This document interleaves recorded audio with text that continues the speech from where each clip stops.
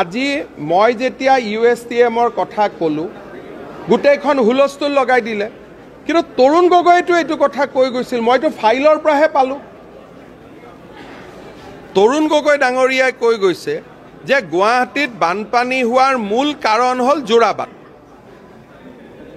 এতিয়া কংগ্ৰেছে মুখ গালি পাৰে তৰুণ গগৈ লৰাইও মুখ গালি পাৰে কয় USTMৰ নাম কিয় ললে এটা বাপেকে কোৱা কথা যদি পুতেকে ভুল বুলি কয় মই কি কৰিব পাৰো কক সবতেতো ৰাজনীতি বিচাৰি থাকিলে নহব মুসলিম মানুহ হলে সংৰক্ষণ দিব লাগিব সেই ভাৱধাৰণাটোৰ পৰা আঁতৰিব লাগিব USTMৰ মালিক যদি হিন্দু হলেতেন ইমান চিঞৰ বাখৰ কৰিলেহেঁতেন নেকি আজি যেটো তৰুণ গগৈয়ে কৈ গৈছে এবাৰ নহয় 2005ৰ পৰা 14 লৈকে মই পেপাৰ কাটিং উলাইছো 25টা পেপাৰ কাটিং পাইছো এতিয়ালৈকে তেওঁ কৈছে মেঘালয় কেছ দিব লাগে মেঘালয় আমাক শেষ কৰিলে তেওঁ আৰু কৈছে তেওঁ অখিল গগৈকো দুখ দি থৈ গৈছে যে গুৱাহাটীৰ বানপানীৰ দুখী আনজন দুখী হ'ল অখিল গগৈ এইটো বিতৰ্কত মই নাযাওঁ কিন্তু তৰুণ গগৈ ডাঙৰীয়াই জিয়াই থাকোতে তেওঁ বাৰে বাৰে কৈ গৈছে যে জোৰাবাটৰ কাৰণে গুৱাহাটীত আৰ্টিফিচিয়েল বানপানী হয় তেতিয়া USTM নাছিলেই আজি এটা USTMৰ মালিকজন মুছলমান সম্প্ৰদায়ৰ মানুহ হোৱা ভাবে কংগ্ৰেছে এনেকে লাগি গৈছে উদ্ধাৰ কৰিবৰ কাৰণে যদি হেজন মানুহ হিন্দু হলেতেন কংগ্ৰেছে কি কৰিলেহেঁতেন তে ইমান তুষ্টিকৰণ কৰিব নাপায় নহয় তাত পানী আহে নে নাই এবাৰ পানী আহাৰ দিনাখন আপোনালোক মোৰ লগত ওলাব ভূপেন বৰা ওলাব গৈ পেলাই মই একেলগে তাত থিয় হৈ থাকিম পানী আহে নে নাই চাব মই যুৱৰাজক নকওঁ তেওঁ টিপি পানীত ভিজিব বেয়া পাব কিন্তু ভূপেন বৰাটো মাটিৰ মানুহ ভূপেন বৰাটো মোৰ লগত যাব পাৰিব বাপেকে কোৱা কথাৰ কাৰণে এটা মই বাপেকে কোৱা কথাটোৱে মই ৰিপিট কৰিছো তাৰ কাৰণেও মোক গালি দিব মই কি বেন পাৰ্টি নেকি যতে মাৰি থাকিব মোক এইটো এটা ঢোল এটা যেনেকে পিটি থাকে মই ঢোল নেকি কাগজখিনিটো পঢ়ি লওক নিজৰ দেউতাকে কোৱা কথাটো সন্মান কৰিব লাগে ভাই USTM অসমত আছে নেকি এইবিলাক কথা উত্তৰ পূবৰ গৌৰৱ হ'ব পাৰে তাতে গলে গম পাব যে খুমালে মক্কাতে খুমাইছে নে গুৱাহাটীত খুমাইছে গমে নাপায় হেতু হ'ব পাৰে উত্তৰ পূৰ্বৰ গৌৰৱ কিন্তু অসমৰ গৌৰৱটো নহয় অসমৰ সংকট এতিয়া আমি গ্ৰীণ ট্ৰিবিউনেলতো যাম আৰু এনেকে ৰেহাই নিদিওতো অপেনিং মই কোনো অপেনিং কৰিব নাযাওঁ দেই মোক প্ৰতিদিনৰ ফাংচন এখনত মাতিছিল কাৰণে জয়ন্ত বৰুৱাৰ অনুৰোধত তাত গৈছিলো মই কোনো এবিলাক অপেনিং নকওঁ দেই এবিলাক কথা মোৰ মই নানিবই তাতে জয়ন্ত বৰুৱা ডাঙৰীয়াই ৰামনাথ কোবিন্দক মাতিছিলে গতিকে সেই অনুষ্ঠানত মই ভাগ ল'ব গৈছিলো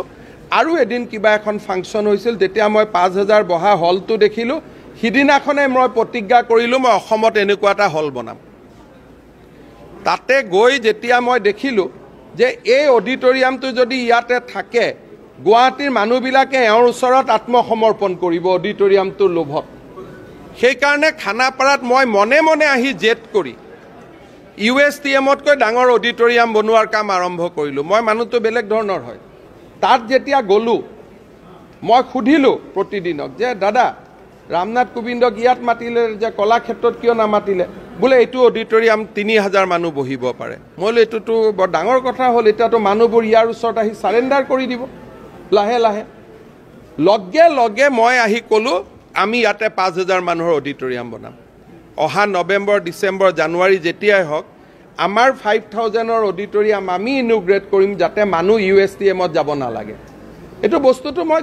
গলে লাজ লাগে নহয় মক্কাৰ তলেদি যাব লাগে যদি আজি কথাটো তেনেকে নহবতো আমাৰ কথাটো হ'ল যে তাত নামঘৰো কৰক মক্কা মদিনা কৰক চাৰ্চ কৰক তিনিটা কৰক কৰিব লাগে নে নাই তাত নামঘৰ কৰিব লাগে নে নাই তাত মক্কাৰ ৰাখিছে ৰাখক নামঘৰ ৰাখক চাৰ্চ ৰাখক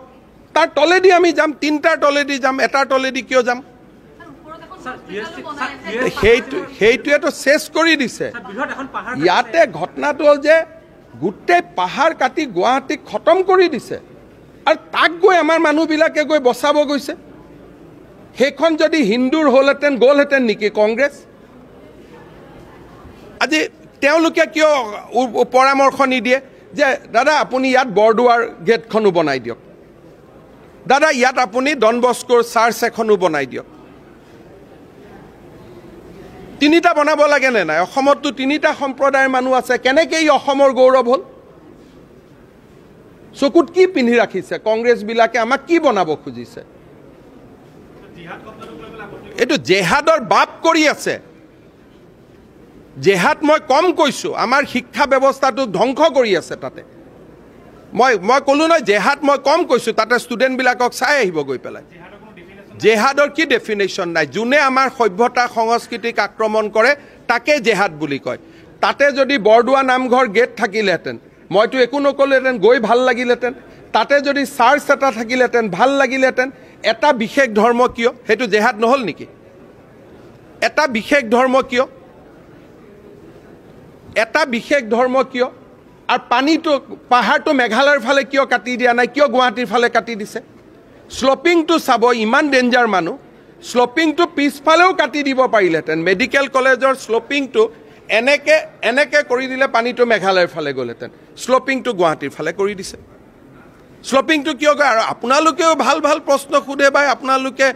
এটাটো কি জানো মই নাজানো এনেকে ক'ত অসমখনক লৈ যাব খুজিছে আপোনালোকে জানে কবাতটো নিজৰ জাতিৰ প্ৰতিটো এটা আত্ম অভিমান এটা থাকিব লাগে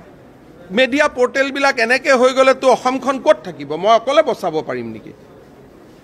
আপোনালোকে এটা দেখা বস্তুটো ছাৰ এনেকে কৈছে আৰে বৰষুণৰ দিনাখন গৈ চাইব পানী তাৰ পৰা আহেনে নাই সেইটো মই মিছা কথা ক'লো নেকি হিমন্ত বিশ্ব শৰ্মা থাকালৈকে এইবিলাকৰ বিষয়ে মাতি থাকিব নহ'লে চব গৈ তাতে চাৰেণ্ডাৰ কৰিব মেডিকেল হোৱাত মোৰ আপত্তি নাই মোৰ তিনিটা আপত্তি তাতে গেটটো সৰ্বধৰ্ম হ'ব লাগে প্ৰথম আপত্তি নহ'লে আমাৰ দৰে মানুহটো তাত যাব নোৱাৰে সৰ্বধৰ্ম হ'লে চব যাব আমাৰ মন ইমান উদাৰ যে আমি ইছলাম ধৰ্মৰ গেটৰ থ্ৰুদিও যাম গীৰ্জাৰ থ্ৰুদিও যাম নামঘৰৰ থ্ৰুদিও যাম তাতেতো কামাখ্যা মন্দিৰৰ ৰেপ্লিকা এটাও বনাব লাগিছিল নে নাই কওক মই ভুল কৈছোঁ নেকি তাত গৈ আৰু নাযাওঁ বুলি প্ৰতিজ্ঞা কৰিলোঁ কাৰণে মই ইয়াত আহি অডিটৰিয়ামটো বনাব আৰম্ভ কৰিলোঁ যে ইয়াত গৈ থাকিলে মোৰ স্বাভিমান আত্ম অভিমান চব যাব আৰু এইটোতো অসমৰ শিক্ষা শেষ কৰি দিয়াৰ এটা ডাঙৰ ষড়যন্ত্ৰ তাত চলি আছে তাততো মেঘালয়ৰ কোনো মানুহ নপঢ়ে তাত ক'ত তাতে নম্বৰ কেনেকৈ হয় মোৰ তাতো ডাউট আছে তাতেতো গোটেই অসমৰ ষ্টুডেণ্টবিলাক যায় নম্বৰ কেনেকৈ পায় তাকো মোৰ ডাউট আছে আৰু মই এনেকুৱা মানুহ নহয় মই শিকামো এইবিলাক কৈ লাভ নাই ভাই এনেকৈ আমাক সুবিধা দিয়ক আমি মক্কাৰ তলেদিও যাম বৰদোৱাৰ তলেদিও যাম আৰু আমি ভেটিকানৰ তলেদিও যাম কিন্তু এটাৰ তলেদি আমি কিয় যাম এইটো কওক সেইকাৰণে আজি কংগ্ৰেছ দলক মই সুধিছোঁ যে USTMৰ মালিকজন যদি হিন্দু হ'লহেঁতেন কি কৰিলেহেঁতেন USTMৰ মালিকজন যদি ৰিণিকী ভূঞা হ'লহেঁতেন কি কৰিলেহেঁতেন সেইটো কওক তেতিয়া কি হ'লহেঁতেন নাই তেতিয়া কি হ'লহেঁতেন এইটো কওক ধৰি ল'লোঁ USTMৰ মালিকটো ৰিণিকী ভূঞা হ'লহেঁতেন তেতিয়া কি হ'লহেঁতেন তেতিয়া ক'লেহেঁতেন নে পানী নাহে বুলি পাহাৰটো আমাৰ ফালে কাটা মানে কি ফ্লাড জেহাদ নহ'ল নেকি পাহাৰটো আমাৰ ফালে কিয় কাটিলে আৰু কংগ্ৰেছে USTMৰ যদি মালিক ৰিণিকী ভূঞা শৰ্মা হ'লহেঁতেন কি কৰিলেহেঁতেন সেই জবাবটো দিয়ক আৰু আজিতো নিউজ লাইভৰ ফাইনেন্সিয়েল স্থিতি আছে ইচ্ছা কৰিলে তেনেকুৱা এটা কৰিব পাৰে বাকী চেনেলতকৈ নিউজ লাইভটো বেছি চলে ইনকামো বেছি হয়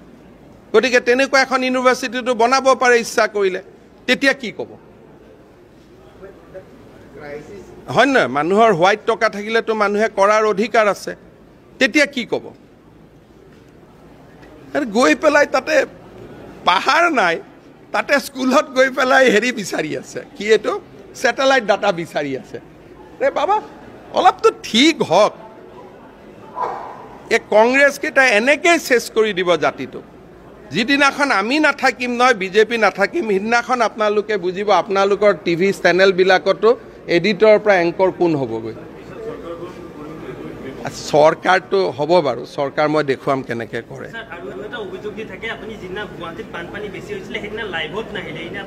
মই সদায় মোৰ লাইভত অহাৰ কিবা বাধা আছে নেকি গুৱাহাটীৰ পানীৰ দিনাখনো মই মোক কোনোবা মানুহে কিবা কৈছে নেকি মোক কোনোবা মানুহে কিবা কয় নেকি কাৰণ চবেই জানে যে হিমন্ত বিশ্ব শৰ্মাই দিনে ৰাতিয়ে কিবা কৰিয়ে থাকে তেওঁলোক কোন লাইভত আহে মোৰ লাইভত মই কোনদিনাখন আহিম এইটো এতিয়া আপুনিয়ে ঠিক কৰি দিব, আপুনিয়ে ঠিক কৰি দিব। এই ইমানবিলাক প্ৰশ্ন কৰি USTMক সুধিব পাৰিছে? আজি 4 দিন হ'ল, আজি 10 দিন হ'ল, সুধিব দম আছিলে? না না সুধি কিয় পৰা নাই? না সুধিব দম আছে,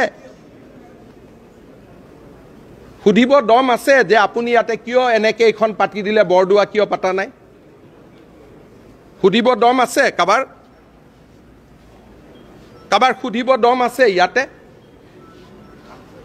যেতিয়া আপোনালোকেতো আজি ইমান দিন গৈ আছে, তাতে কোনে প্ৰশ্ন সুধিলে যে ইয়াতে বৰদোৱাৰ চিত্ৰ এটা কিয় নাই গেটত? আজিহে মই প্ৰশ্নটো আনিলোঁ, আপোনালোকেওতো ইমান দিন দেখি আছিলে। আপুনি ইয়াতে ভেটিকানৰ ফৰ্মেট এটা কিয় ৰাখা নাই? আপুনি এটা ধৰ্মৰ কিয় ৰাখিছে? সুধিলে কোনোবা জাৰ্নেলিষ্টে? সুধিলে কোনোবা জাৰ্নেলিষ্টে? এইখন মোৰ অসম নহয়, সকলোৰে অসম। গতিকে চব কথাত ৰাজনীতি নকৰি,